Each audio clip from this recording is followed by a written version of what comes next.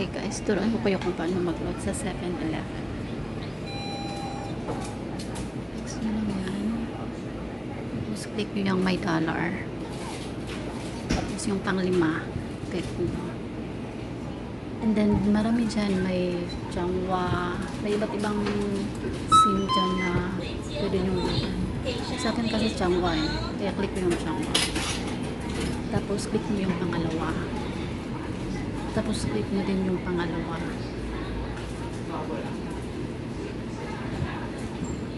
Tapos again, yung pangalawa din.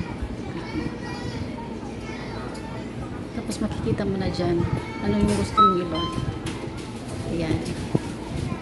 May iba't ibang price yan. May 1 GB. Tapos may pang 30 days din. Pero pinili ko lang yung 180 para lang sa panglabas ko lang pag lumalabas kami. May 1 GB ako. Yung 1 GB 180 may 2.2 GB doon pero mahal siya.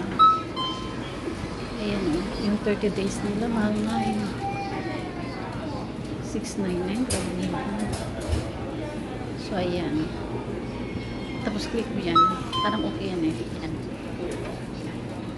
Ayan, nakikita yung price kung magkano yung mo, babayaran mo. Tapos lalabas na dyan yung resibo. Ayun. Ayan. Nakalagay 180. Bayaran mo yan sa counter.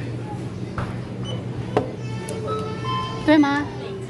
180。 Ha?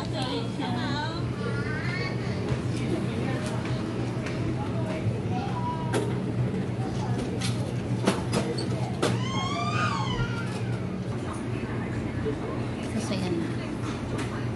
Yan yung kita nyo yung yung sa ibabaw ng barcode. Yan. Yan yung idadayan nyo para mag-load up kayo. Mag-receive charge. Kasi yan na 180.